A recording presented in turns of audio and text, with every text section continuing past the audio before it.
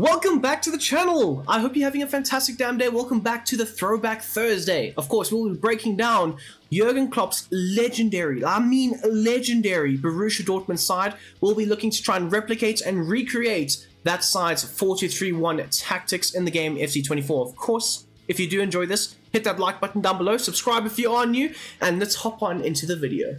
So before we hop on any further into the video, I'll be showing you ways that you can replicate their attacking style of football, as well as the defensive style of football that they will look to try and take up in certain moments, especially when they are under the cosh of the opposition.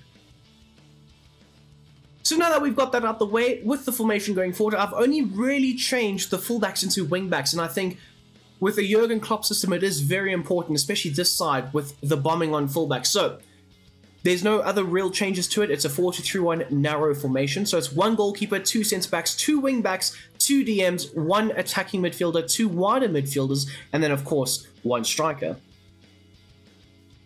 Now, with the base tactics, of course, the tactical vision under Jurgen Klopp, it's tiki-taka, of course. No, I'm joking. It's obviously Gegenpressing. Goes without saying, this side basically reintroduced the form of Gegenpressing back into world football in the late 2000s, early 2010s, with their very aggressive stance of, even if you have the ball and you're building up from the back, that is when you're under the most stress and pressure from this Borussia Dortmund side. So we'll look to try and replicate those tactics and that aggression into this team right here.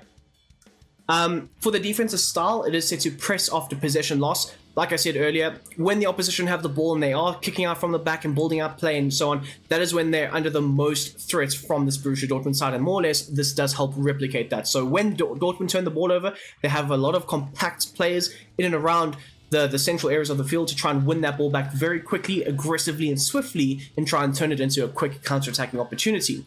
The team width is set to 25, and this, like I say, does help hone in a bit more, especially that midfield, try and shrink everything and make it very compact in those central areas of the pitch. The depth, however, and this will vary depending on which game plan you're set to. If you're attacking, it'll be obviously a lot higher. If you're defending, obviously a lot lower. But the balanced approach does have them set to 75, which is still considered a high line that they will look to try and take up more times than not. As for the build-up play, it is set to fast build-up, and I will say this though, I think it's Videfella, I think that's how you pronounce it. He wasn't very good with being a sweeper keeper, so you can't expect too much from him. But with the goalkeeper restarts and whatnot, of course, your fullbacks will bomb on. The likes of Mats Hummels in this formation and this set of tactics, he was so vital for the ability to play out from the back, as well as the likes of İlkay Gündoğan, which will be one of the number 6s. So vital, especially with the fast-paced build-up. They do look to try and transition quite quickly, but when starting with the build-up play from the back, you do want to try and slow things down, and like I say, Hummels was the guy to play out from the back to. So if you are restarting with the goalkeeper kicks and so on, always look to try and pass it to the likes of Mats Hummels. And if the opposition are trying to block that potential path, pass it off to Subotic, and then potentially having the ability to play it off to the likes of İlkay Gündoğan, or even the likes of Bender. Anyway, chance creation is set to direct passing, so often looking to try and get their forwards in behind the opposition, very aggressive and direct with it, looking to try and exploit the opposition more times, not having the likes of Lewandowski playing off of the shoulder of the backline and having the backup and the support of Mario Götze, Marco Reus, as well as Blaszczykowski, often running down that right flank, was very, very important to the side with their attacking outlets and their attacking play. Often the opposition would have to make very tough decisions of whether to leave certain players one-on-one or potentially having to overload and then opening up other spaces for other players in and around the attacking third. As for the width, now to try and keep it very compact in that central area, the likes of Reus, Götze, as well as Lewandowski, they very much played within the same zones at times, and to try and get that to be replicated, I've gone with a very narrow width to the side. As for the players in the box though, and you will see it does vary every now and then. Players in the box, I've set it to 7. It more or less does allow your front 4 and potentially even one of your number 6s to get into the box and make those attacking runs. As for corners and free kicks, as per always, I've set it to 4. Now, starting off with the goalkeeper at the back, of course, Videfella, my bad. Borussia Dortmund legend though. He set to come across as being very good at doing so, but he was not comfortable with playing out from the back. Not very good with his feet. Often you know, would just look to try and pass it to Hummels and pass it off. So that's why we've gone with him to be a bit more of a traditional goalkeeper, which is exactly what he was for Dortmund in those days, those good old days. And he was very, very effective with it, might I say. As for the likes of, if it allows me to get there, the centre-back pairing, the likes of Süle and Hummels will be playing the likes of Hummels and Subotic. Subotic wasn't really required to do much. He was just a very good defender and a good partner for the likes of Mats Hummels, who was more, you know, more of that modern-day centre-back who can play out from the back, who has the ability to spray those passes forward. So again, no real changes to him, but again, what I will say is having the ability to have him on the ball and then progress it forward is essential. Now, moving on to your fullbacks, both of them, the likes of Schmelzer on the left-hand side, as well as the likes of Lucas Piszczek on the right-hand side. I was a big fan of Lucas Piszczek, I will say that.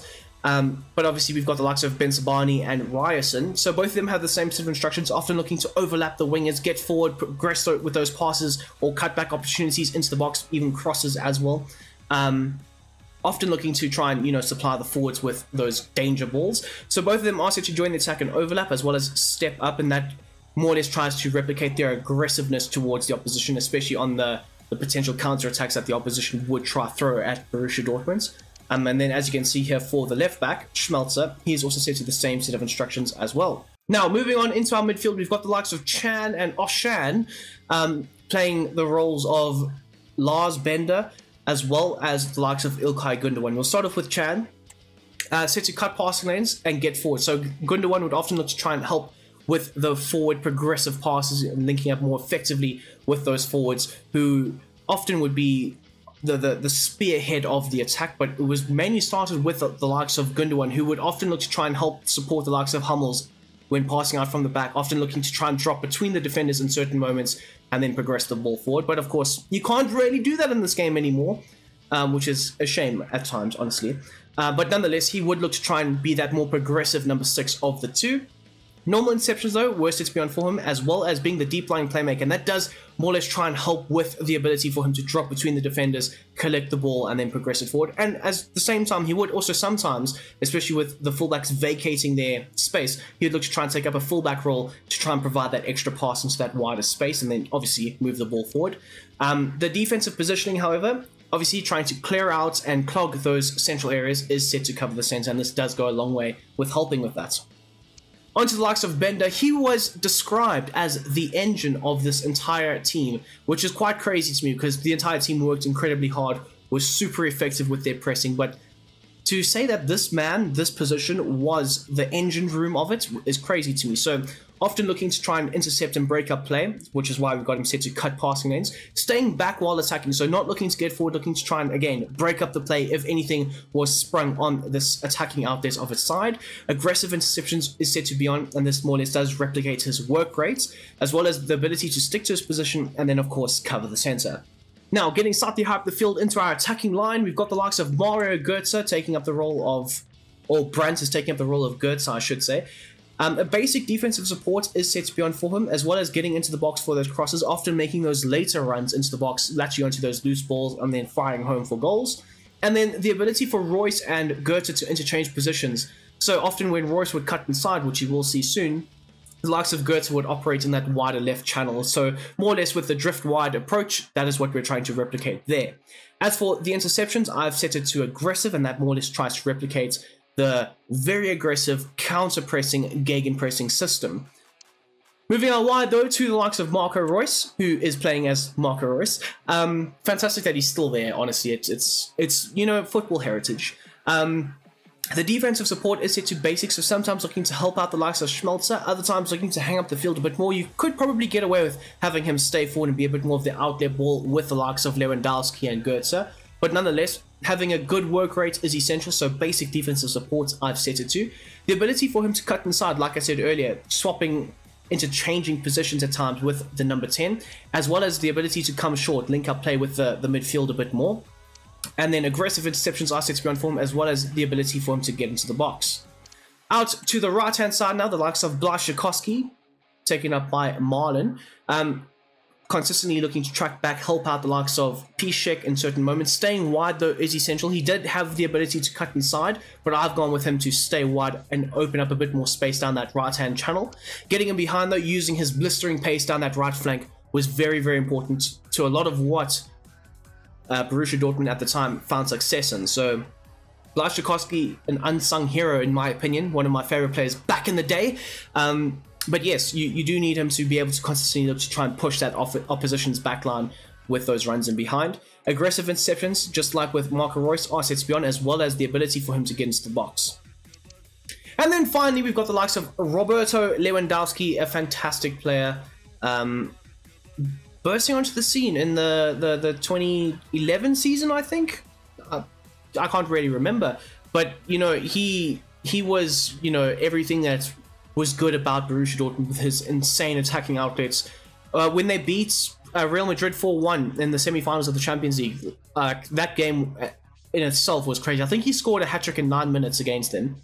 It's around there. It's a mad stat. Like, this was like prime Real Madrid, Ronaldo, I don't think Bale was there at the time, but like it was like Ronaldo, Ozil, Di Maria, Benzema, Higuain, Xabi Alonso. Like, they had Galacticos, and this, like, one man killed their dreams. Anyway, point is, Robert Lewandowski, in order to try and replicate his way of attacking in this system, often looking to try and play off the last shoulder of the opposition's backline, looking to try and make those runs in behind, often looking to try and help in those wider areas, so he does have the ability to have a balanced width, often drifting into those wider channels, or sometimes taking up a bit more of a central role, but most importantly, using his speed and his pace and his physicality in behind, and looking to try and exploit the opposition. Aggressive interceptions goes hand in hand with the system as well as the ability for him to be the out there ball, staying forward, looking to try and capitalize on any mistakes at the back of the opposition. Now, moving on into our defensive game plan for this Borussia Dortmund side, they would often take up a 4-4-1-1 shape, with obviously Lewandowski and Goethe being the out there balls, looking to try and counter-attack more times than not. As you can see here, I've gone with a 4-4-1-1 shape. It's one goalkeeper, two centre-backs, two full-backs this time, not wing-backs, but full-backs, two wider midfielders, two DMs, one attacking midfielder, and then of course, one striker. Now, of course, with the tactics going forward, it's still set to gegenpressing and still set to pressing off the loss of possession, so still having that very aggressive mentality and approach, but this time, the depth is not as high. They're looking to more or less try and retreat, but even then, it's still set to a mid-block, which is kind of crazy to me, because nowadays, when teams look to try and, you know, retreat a bit more, it's very low. But with this team, even at their most defensive, they were still looking to be very attacking and not show any sort of fear, and just consistently be brave with their attacking outlets. The offensive side of things is still set to the same, as well as the corners and free kicks are still set to 4. But I will say this, players in the box, slightly lower though. I've set it to 5, so a very balanced approach, allowing the likes of Lewandowski, Goetze, and maybe one other player to be able to break into the attacking third of the opposition and maybe score a goal or two. Now, moving on to the instructions, of course, the goalkeeper still got the same set of instructions, as well as your two centre-backs. They are still set to their base instructions as well. But the first main change that we will see here is the likes of your fullbacks. They won't consistently look to get forward as much, but they will still look to provide those overlapping runs. So even when you turn the ball over, you will still have a bit more support in those wider channels from your fullbacks. Into the midfield now, both Arshan and Chan, of course, the likes of Lars Bender, or is it Sven Bender? They were twins, I'm not sure now. The likes of Bender, though, and the likes of Ilkay Gundogan, very defensive approach, so both of them set to cut past lanes, of course looking to try and stifle anything in those central areas, staying back while attacking. So before the likes of Gundogan would look to get forward, this time looking to hold his position a bit more. Aggressive interceptions are set to be on form, as well as the ability for him to still be that deep lying playmaker for him and Hummels to get on the ball and then provide those long ball passes into the front lines, trying to exploit the opposition with. That is more or less what you're going for when you use this formation, and then of course cover the center. As for his midfield counterpart, again, it's very similar, if not the same, set of instructions as well. Onto our wingers now, the likes of Marco Reus. He's set to having a basic defensive support, but because he does have such a low starting position, he will more or less look to try and consistently take up that defensive position more times than not. The balanced width is essential this time, so not always looking to cut inside, sometimes holding a bit more of the width, especially if he is not supported by the fullback.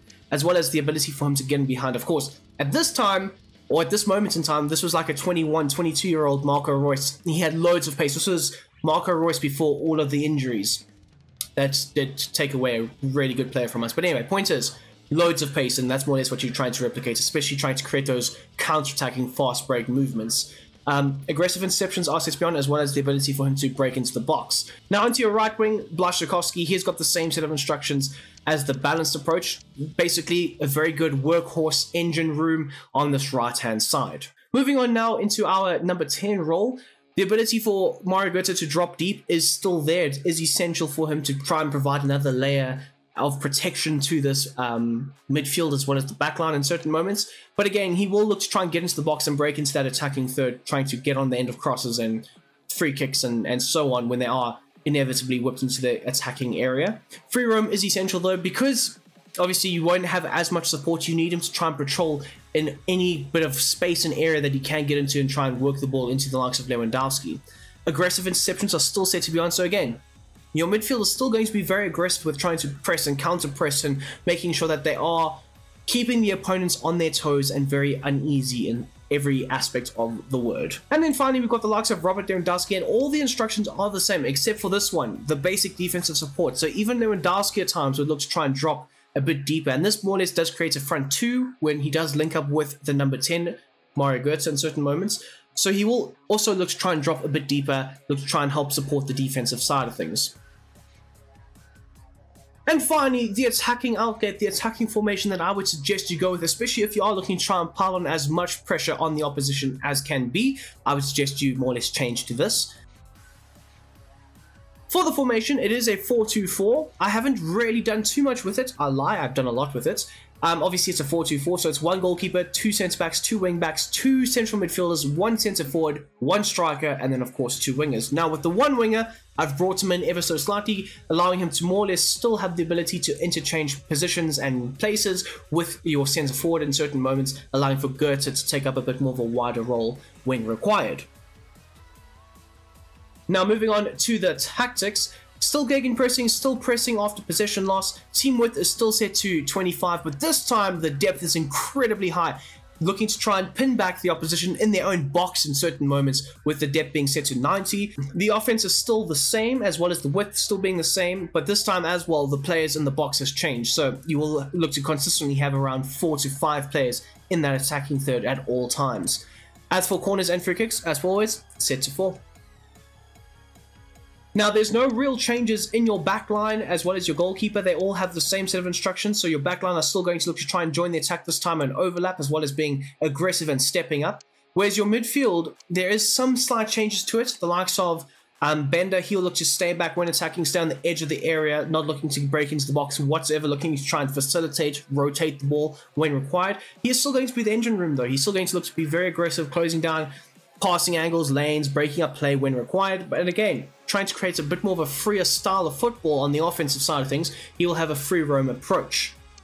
As for the likes of İlkay Gündoğan, still going to try and get forward and break into the box every now and then, but the ability for him to do so is set to balance, so he can look to try and help facilitate the likes of Bender, or potentially break into that attacking third. Aggressive interceptions still set to be on form, as well as cover the center and having the ability to be able to free roam, pop up in the little half spaces in and around the opposition's box. Then moving on into our forward line, we'll start off with the likes of Marco Reus. Basic defensive support, yes. Cutting inside, yes, this does help him interchange positions quite effectively with the number 10 / centre forward. But this time, the support runs is set to balance, so he can have the ability to break in behind the opposition's backline when required, or potentially link up a bit more with the midfield, creating those passing triangles on that left-hand side.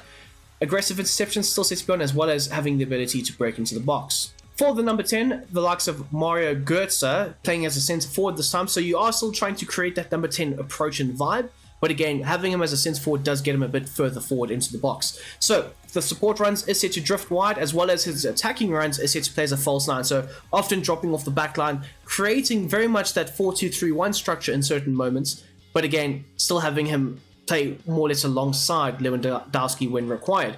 Aggressive interceptions still set to be on, as well as having a basic defensive support. So not always dropping too far deep, but sometimes having the ability to do so, as well as having the opportunity to hang up the pitch and try and counter-attack when required. Onto the likes of Blaszczykowski, very much the same role yet again, all the instructions still set to be the same. And then finally onto Robert Lewandowski, again, the same role and instructions as the balanced approach, but this time obviously he will have a lot more interchanging positions in and around him, obviously generating a bit more space for him to try and work with. So again, he will be set to having a balanced width, getting him behind, of course, aggressive interceptions, and then the ability to stay forward on the defensive supports and looking to be a bit more of the out there ball going forward. So yes, my people, that is my version of Jurgen Klopp's Borussia Dortmund 4-2-3-1 formation, as well as the defense and attacking lineups that you can look to try and replicate and implement into your game, FC24. Of course, as always, I hope you have enjoyed this Throwback Thursday. If you don't mind hitting that like button, hitting that subscribe button, that would be fantastic. And until the next time, I hope you have a damn great day. I'm out.